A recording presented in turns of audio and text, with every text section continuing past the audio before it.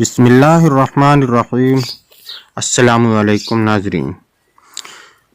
بلا شبہ یورپ دنیاوی ترقی میں ہر روز نت نئی ایجادات کر کے پوری دنیا میں علم و فن کی دھاپ بٹھائے ہوئے ہے۔ وہ نہ صرف چاند تک پہنچ چکا ہے بلکہ تاروں پر بھی کمندیں ڈال کر مریخ پر زندگی کے آثار ڈھونڈ رہا ہے، اور مسلمان علم جن کی میراث تھی زندگی کے ہر معاملے میں اہل مغرب کے محتاج ہیں۔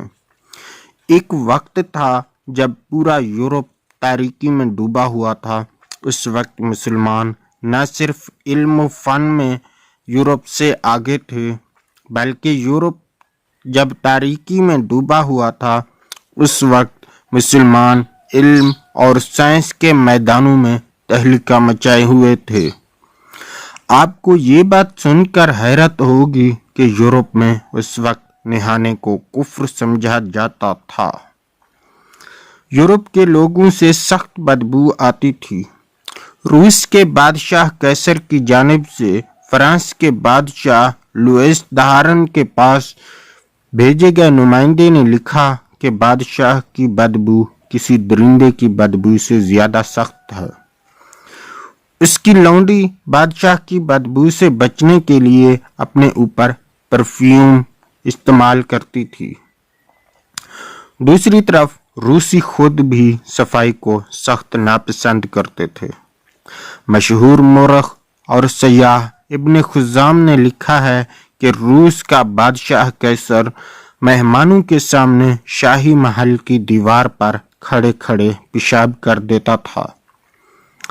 چھوٹے اور بڑے دونوں پیشاب کے بعد کوئی استنجا نہیں کرتا تھا۔ ایسی گندی مخلوق میں نے کبھی نہیں دیکھی۔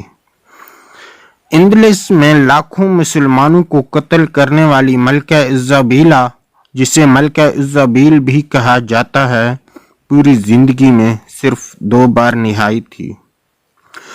اس نے مسلمانوں کے بنائے ہوئے تمام حماموں کو گرا دیا تھا۔ اسپین کے بادشاہ فلپ ڈون نے اپنے ملک میں نہانے پر مکمل پابندی لگا رکھی تھی۔ اس کی بیٹی ایزابیل ڈون نے قسم کھائی کہ شہروں کا محاصرہ ختم ہونے تک داخلی لباس بھی تبدیل نہیں کرے گی، اور محاصرہ ختم ہونے میں 3 سال لگ گئے۔ ناظرین، یہ عوام کے نہیں مغرب کے بادشاہوں اور حکمرانوں کے واقعات ہیں جو تاریخ کے سینے میں محفوظ ہیں۔ جب ہمارے سیاح کتابیں لکھ رہے تھے، جب ہمارے سائنسدان نظام شمسی پر تحقیق کر رہے تھے، ان کے بادشاہ نہانے کو گناہ قرار دے کر لوگوں کو قتل کروا رہے تھے۔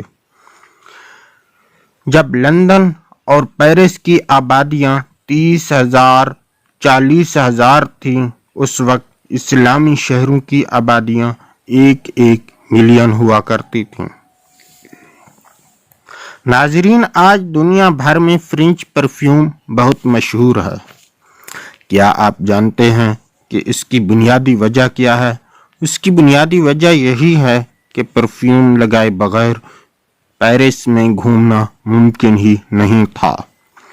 ایک فرانسیسی مورخ کہتا ہے کہ ہم یورپ والے مسلمانوں کے مقروض ہیں، کیونکہ مسلمانوں نے ہمیں صفائی اور جینے کا ڈھنگ سکھایا۔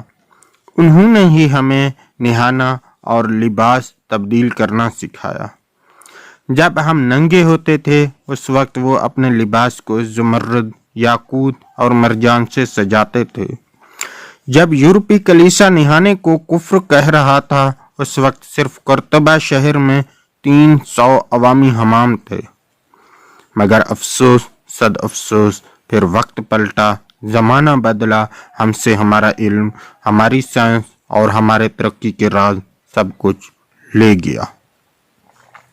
ہمیں بدلے میں احساس کمتری دے دی، ہمیں فیشن نامی لفظ کے ساتھ بےہودگی دے دی گئی، ہمیں ماڈرن بنانے کے نام پر بے حیائی دے دی۔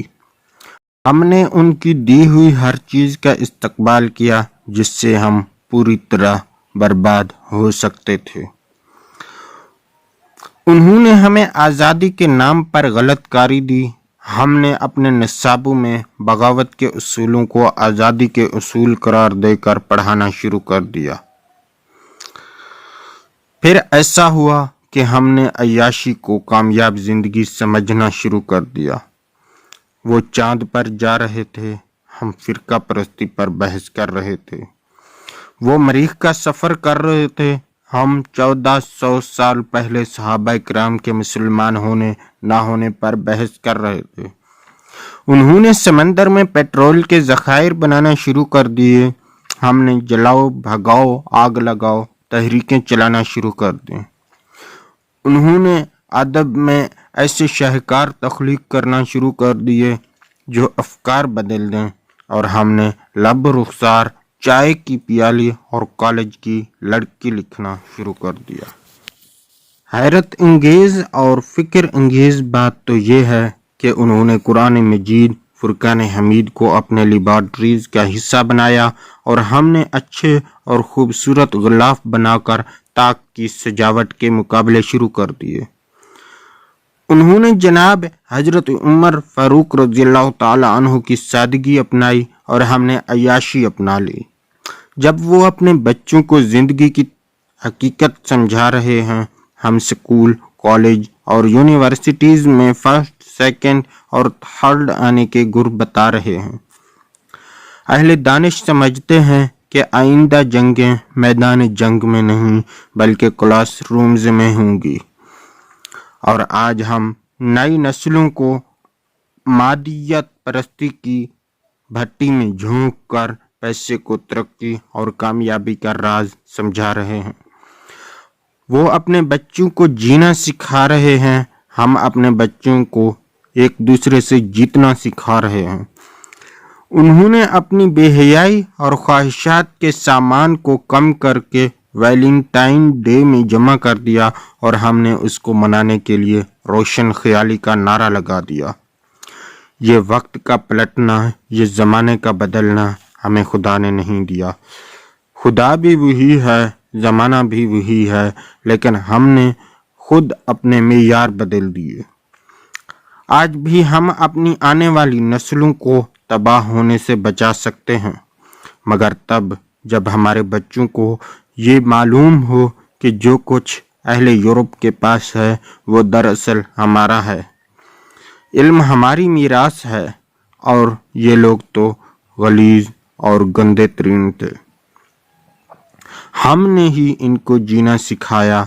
अगर मुझसे कोई इन हालात की वजह पूछे तो मैं उनको इकबाल की तरफ ले जाऊं और कहूं कि शिकवा जवाब शिकवा पढ़ो, सारी बात समझ आ जाएगी।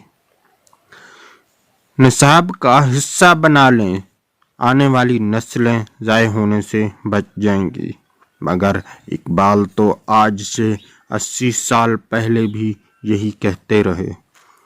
वो इल्म के मोती किताबें अपने आबा की, जो देखें उनको यूरोप में तो दिल होता है सिपारा। नाज़रीन, इसी उम्मीद के साथ आपसे इजाज़त चाहेंगे कि आपको हमारी काविश पसंद आई होगी।